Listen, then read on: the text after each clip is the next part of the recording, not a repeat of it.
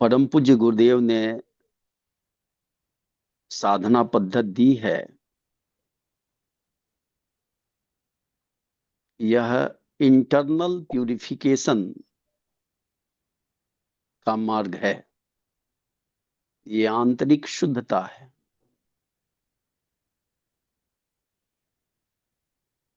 जब हम ईश्वर की संकल्पना करते हैं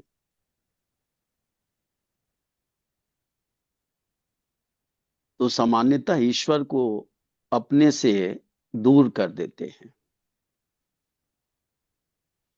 और मान लेते हैं कि ईश्वर सृष्टिकर्ता तो है परंतु हमसे बहुत दूर है।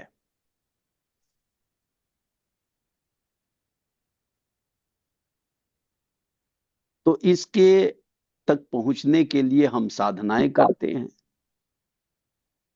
और इसमें बेसिकली हम कर्मकांड का सहारा लेते हैं, क्योंकि यदि हम मान लें कि ईश्वर केदारनाथ में बैठे हुए हैं या बद्रिका आश्रम में बैठे हुए हैं तो हमें वहां तक जाना पड़ेगा और इसके लिए हमको कर्मकांड करना पड़ता है। परंतु ईश्वर का एक दूसरा भी रूप है जिसको हम अंतर्यामी कहते हैं, इनर मोस्ट, इमानेंट। तो ईश्वर के दो रूप हो गए, एक तो ट्रांसेंडेंट जो जगत के बाहर है, जगत से दूर है, सृष्टि का क्रिएशन करके उससे बहुत जुदा हो गया। और दूसरा ईश्वर का रूप वो होता है जो हमारे अंतःकरण में वास करता है। इसी आधार पर संसार के जितने भी साधन बने उनका यही दो बैकग्राउंड रहा कि जिसने ईश्वर को दूर मान लिया उसने बेसिकली कर्मकांड का सहारा ले लिया, और जिसने ईश्वर को पास मान लिया वह आंतरिक शोधन या इंटरनल प्यूरिफिकेशन का सहारा लिया। और इन्हीं दो मान्यताओं के आधार पर रिलीजन या धर्म एवं अध्यात्म का अंतर किया गया है। परम पूज्य गुरुदेव ने हम लोग की जो साधना पद्धति है उसको आंतरिक सत्संग कहा है और आध्यात्मिक सत्संग कहा है। कहीं भी उन्होंने धार्मिक सत्संग की चर्चा नहीं किया है या रिलीजियस सत्संग की चर्चा नहीं किया है। उन्होंने आध्यात्मिक सत्संग क्यों कहा, यह बड़ा ही विचारणीय विषय है। अध्यात्म अधिआत्मन है और अधिआत्मन का अर्थ होता है अबाइडेंस इन सोल। अबाइडेंस इन सोल का मतलब सेल्फ रियलाइजेशन होता है। जो आत्मा है वह ईश्वर का ही स्वरूप है, परंतु जब चेतना के ऊपर अज्ञान का आवरण हो जाता है तो उसे ही हम जीवात्मा या आत्मा की संज्ञा दे देते हैं। और जब चेतना अज्ञान से मुक्त हो जाती है तो उसे ही हम परब्रह्म या ईश्वर या कई अन्य नामों से उसे पुकारते हैं। परम पूज्य गुरुदेव ने जो आध्यात्मिक सत्संग और आंतरिक सत्संग की नींव रखी, उसमें उन्होंने ये कहने का प्रयास किया कि दुनिया में जितनी प्रॉब्लम है, समस्याएं हैं, उसका मूल जड़ तो हमारी अज्ञानता है, जो कॉन्शियसनेस को घिरे हुए है। आप ऐसे समझे कि जैसे सूर्य के ऊपर बादलों का यदि आवरण बन जाता है तो सूर्य का प्रकाश हम तक नहीं पहुंच पाता। इसका मतलब नहीं है कि सूर्य का प्रकाश समाप्त हो गया, सूर्य में प्रकाश है, परंतु बादलों के आवरण के कारण वह प्रकाश हम तक नहीं पहुंच पा रहा है। या इसको एक दूसरे उदाहरण से समझ सकते हैं कि हमने यदि कोई बल्ब जलाया और बल्ब को चारों ओर से कवर कर दिया, तब उसका प्रकाश हम तक नहीं पहुंच पाएगा। इसी तरह चेतना के ऊपर एक अज्ञान का पर्दा बना हुआ है। हम सबके मन में यह प्रश्न आ सकता है कि अज्ञान कहां से आ गया।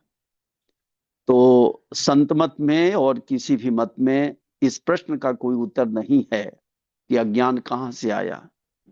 यह अज्ञान अनादि है और सृष्टि के समय से ही अज्ञान का आरंभ होता है। उपनिषद की ऋचाएं कहती है कि अजाय मानो बहुधा विजायते, या एको अहम बहुश्यामी। वो एक था, अनेक होने की संकल्पना करता है। तो जब एक अनेक होने की संकल्पना करता है तो वो अनेक में बिना अज्ञान के नहीं आ सकता। क्योंकि फिजिक्स की एक थियरी है कि कोई भी चीज डायमेंशन में तभी आएगी, और जब डायमेंशन में आ जाएगी तो फिजिकल हो जाएगी, और जब कोई डायमेंशन लेस होगी तब वो मेटाफिजिकल होगी। तो यदि ईश्वर डायमेंशन लेस है और यदि सृष्टि में आता है तो वो डायमेंशन के साथ ही आता है, क्योंकि कोई भी चीज स्पेस और टाइम में बिना डायमेंशन के नहीं रह सकती है। जो डायमेंशन लेस है वो स्पेस और टाइम के बियॉन्ड है, और जो स्पेस और टाइम में है वो डायमेंशन से युक्त है, और यह डायमेंशन अज्ञान के कारण ही आता है। परम पूज्य गुरुदेव ने, जो साक्षात ईश्वर स्वरूप थे, उन्होंने कहा कि तुम्हें दूर जाने की जरूरत नहीं है। यदि ईश्वर चाहिए तो तुम दूर जाने की जरूरत नहीं है, क्योंकि वो तो तुम्हारे पास है। जरूरत इस बात की है कि जो अज्ञान का पर्दा तुम्हारे ऊपर चढ़ा हुआ है, उस अज्ञान के पर्दे को यत्न पूर्वक हटा दो। यदि सूर्य से बादलों का आवरण छट जाए तो सूर्य का प्रकाश तो है ही। यदि बल्ब के ऊपर से पर्दे को हटा दिया जाए तो बल्ब में प्रकाश है ही। तो मूल चीज ये है कि हम अज्ञान को कैसे हटावें, और इसी आधार पर विभिन्न तरह के साधनाएं प्रणीत हैं। अब इसको समझने के लिए जो परम पूज्य गुरुदेव ने बताया है, उसी बात को आप सबके समक्ष प्रस्तुत करते हैं कि तीन चीजों को हम लेते हैं। एक तो हमारा शरीर है, जो फिजिकल बॉडी है। दूसरा मन है, माइंड, जो सटल बॉडी है। और उसके अंतर्गत चेतना है, आत्मा है, कॉन्शियसनेस है, जो अज्ञान से घिरी हुई है। तो इसको हम इस ढंग से समझ सकते हैं कि ये शरीर हो गया, ये मन हो गया, और यहां पर आत्मा है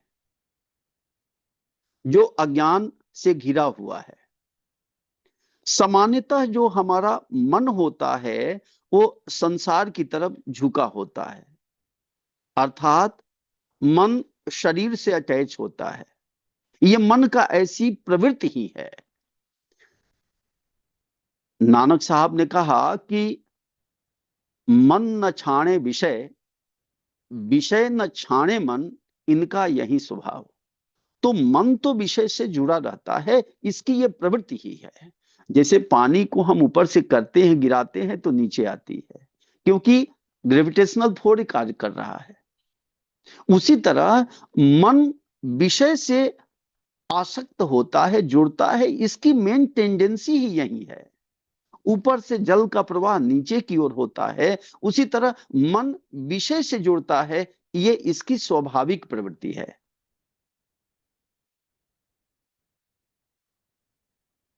परम पूज्य गुरुदेव ने कहा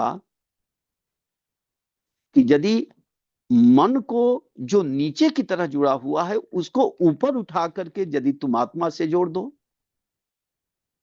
तो तुम्हारा काम हो जाएगा।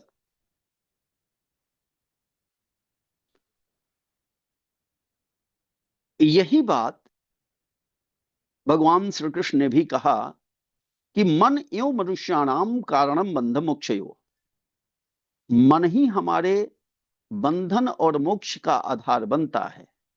यदि मन शरीर से जुड़ गया तो ये संसार हो गया, और यही मन आत्मा से कंसर्न हो गया तो यही अध्यात्म हो गया।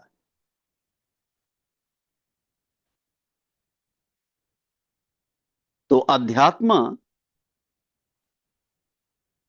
के लिए मंदिर जाने की जरूरत नहीं है, कंदराओं में जाने की जरूरत नहीं है, विभिन्न तरह के तीर्थ स्थलों पर जाने की जरूरत नहीं है, बल्कि एक तरीका सीखने की जरूरत है जब हमारा मन आत्मा से कैसे जुड़ जाए।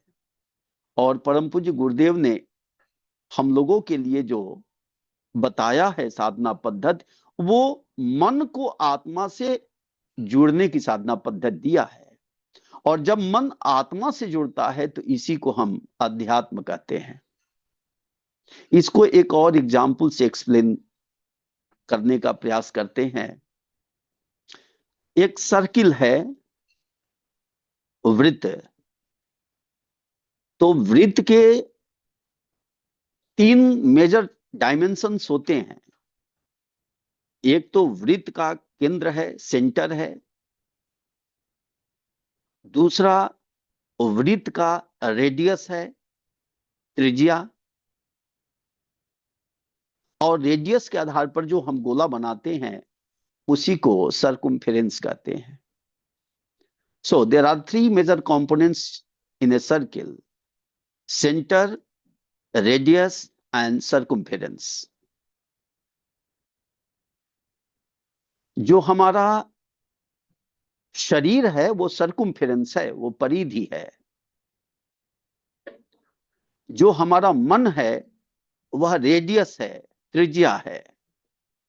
और जो हमारी आत्मा है वह सेंटर है, केंद्र है। अब यदि हम अपनी रेडियस को बढ़ाते हैं तो हमारा सर्कुम्फेरेंस बढ़ेगा, और जैसे जैसे हमारा सर्कुम्फेरेंस बढ़ता जाएगा हम सेंटर से दूर होते जाएंगे। अर्थात हम उस मूल तत्व, उस चेतना, उस आत्मा से दूर होते जा रहे। परंतु जैसे जैसे हम अपनी रेडियस को कम करते जाएंगे वैसे वैसे हमारा सर्कुम्फेरेंस कम होता जाएगा। और एक समय ऐसे आएगा जब सेंटर रेडियस और सर्कुम्फेरेंस, ये तीनों ही एक ही पॉइंट में मर्ज हो जाएंगे, अर्थात परिधि नहीं रह जाएगी क्योंकि त्रिज्या खत्म हो गई। तो ये तीनों ही centre, radius and circumference, all the three will be merged in a one point, and this is a spirituality. This is self realization. This is self situation. This is abidance in self. यही अवस्था होती है जिसे हम आत्मज्ञान कहते हैं। यही अवस्था होती है जिसे हम आत्म साक्षात्कार, आत्मज्ञान, ब्रह्म विद्या, रूहानियत आदि कई नामों से पुकारते हैं। परम पूज्य गुरुदेव ने इस साधना पद्धति के नाम आध्यात्मिक सत्संग रखा है, क्योंकि ये आत्मा से जुड़ने का साधन बताया है। लेकिन यह जो आत्मविद्या है या यह जो रूहानियत है, वो कर्म साध्य नहीं है, क्योंकि जैसे जैसे हम कर्म करेंगे अर्थात हम अपनी रेडियस को बढ़ा रहे हैं, और जैसे जैसे रेडियस को बढ़ाएंगे हम अपने सेंटर से दूर होते जाएंगे। तो इस साधना पद्धति की खासियत ये है कि यहां कुछ करने की बात नहीं की जाती है, बल्कि यहां सबको छोड़ने की बात की जाती है।